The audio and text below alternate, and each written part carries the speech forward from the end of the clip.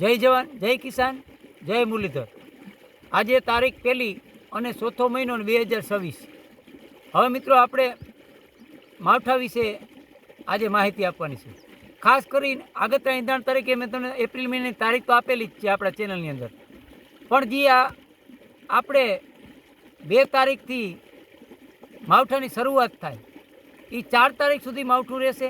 તે પછી આપણે 7 થી 9 તારીખ સુધીમાં એમાં પણ માવઠું થાય તેવી શક્યતા છે, અને તે પછી એ પણ આપણે એપ્રિલ મહિનાની તારીખો આપેલી છે। પણ માવઠાની વાત કરીએ મિત્રો એ પહેલાં જે આપણે દેવભૂમિ દ્વારકા જિલ્લાના પિંડારા ગામની અંદર જે અખિલ ભારતીય આહિર સંઘ દ્વારા જે એક શિવકથાનું આયોજન કરેલું છે, તે મારા માટે ગર્વની વાત એ છે મિત્રો કે હું પણ આહિરનો દીકરો છું, અને ત્યાં હું પોતે પણ ગયેલો છું, અને આનંદ થયો ત્યાં જઈ। એટલે આવા આયોજન છે એ હરેક વિસ્તારોની અંદર થતા હોય। જોકે ક્યાંક ને ક્યાંક આપણી પરંપરા અને આપણું જે શાસ્ત્ર છે એ ક્યાંક ને ક્યાંક ઉજાગર રહીએ એના હેતુથી આવા મોટા આયોજન થતા હોય મિત્રો।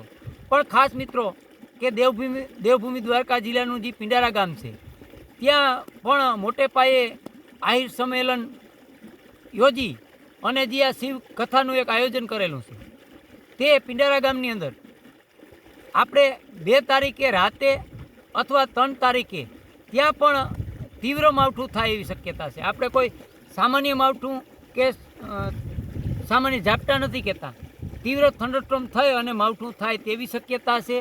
અત્યારનો અભ્યાસ કરી અને દિલથી હું મુરલીધરને પ્રાર્થના કરું કે જે આજે અત્યારે અપડેટ મોડેલો બતાવે છે, અને ક્યાંક ને ક્યાંક હું પણ એક દેશી અનુમાનમાં જાણકારી મેળવતો હોઉં, સંદરનું ક્યાંક ને ક્યાંક એવું તેજ બતાવે છે કે આવનારા દિવસોની અંદર માવઠું થાય, અને ક્યાંક અમુક વિસ્તારોની અંદર તીવ્ર માવઠું થાય તેવી શક્યતા દર્શાવે છે।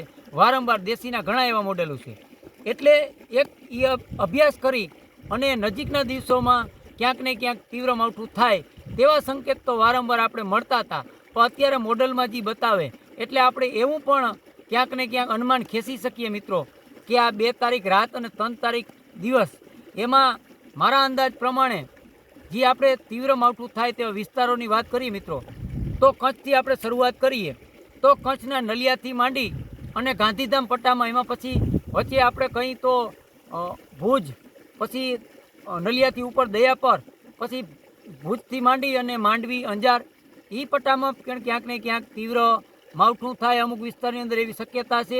અને બીજા કચ્છના જે વિસ્તારો હોય તેમાં છૂટા છવાયા ઝાપટા પડે અને ક્યાંક ગાજવીજનું પ્રમાણ પણ રહી શકે આવી શક્યતા કચ્છની અંદર છે।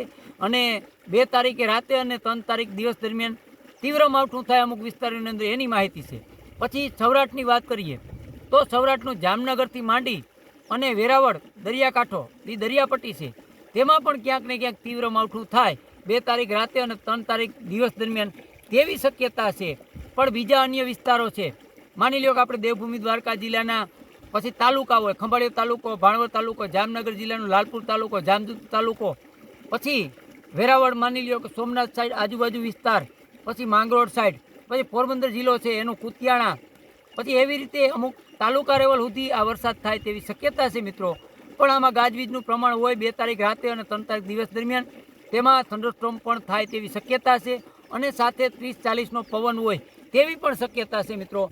અગાઉથી મેં તમને કીધું એમ કે આપણી આગાહી ખોટી પડશે તો સ્વીકારી જ લઈશ, પણ સત્ય જે દેખાતું હશે એ જ તમારી સામે કહે, કારણ કે હું ખોટો પડું એ મહત્ત્વ નથી, મહત્ત્વ એ છે કે જેવું થવાનું છે એવું દેખાતું હોય એવું મારે કહેવાની મારી ફરજ છે મિત્રો। એટલે ક્યાંક ને ક્યાંક એવું પણ નહીં સમજવાનું કે આગળ જે માવઠું હતું તેના ઘોડી આ માવઠું ક્યાંક ને ક્યાંક આપણે કહીને કે આ માવઠું પણ નહીં થાય, આવું પણ વેમમાં રહીને નહીં રહેવાનું મિત્રો। ખાસ કાળજીપૂર્વક રહેવાનું, અને કારણ કે આ વસ્તુ છે એ ગમે ત્યાં ફેરફાર થાય અને વિસ્તારો બદલે, પણ માવઠું કન્ફર્મ છે, માવઠું 100% થાય, વિસ્તારો ફેરફાર થાય અને તીવ્રતામાં ફેરફાર થાય આવી શક્યતા છે।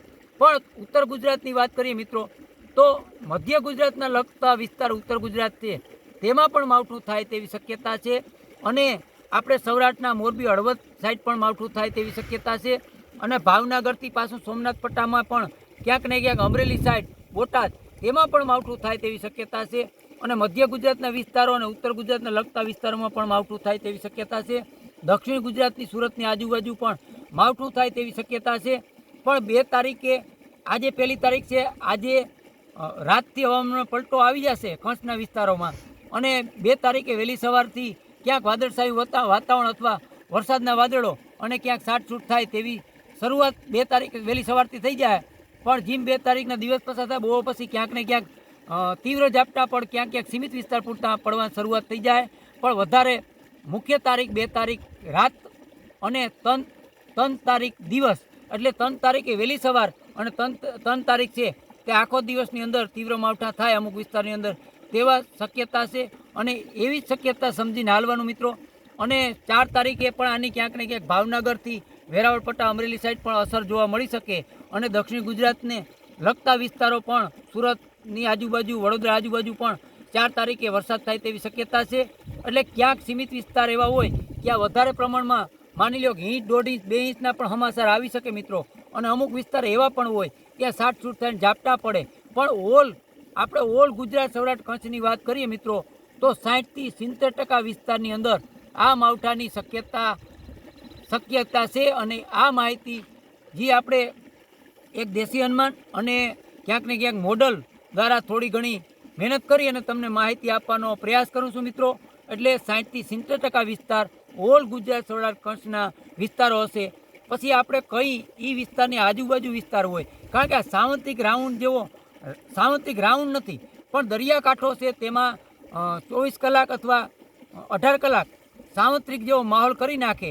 પણ બધી જગ્યાએ વરસાદ ના હોય, અમુક જગ્યાએ ગાજવીજ પ્રમાણ સાથે તીવ્ર માવઠું હોય, અમુક જગ્યાએ મીડિયમ છૂટાછવાયા વરસાદ થાય અને ક્યાંક ક્યાંક ઝાપટા પડે અને ક્યાંક ક્યાંક વાદળછાયું વાતાવરણ થાય અને ગાજવીજનું પ્રમાણ પડીએ અને 30-40 પવન પડીએ. એટલે આવી નવી માહિતી હું મારા ચેનલ દ્વારા તમને આપતો રહીશ. આમાં કઈ અપડેટમાં ફેરફાર થશે તો હું વિડીયો બનાવીને તમને માહિતી આપી આ વિડીયોને પૂરો કરી. જય જવાન, જય કિસાન, જય મુરલીધર.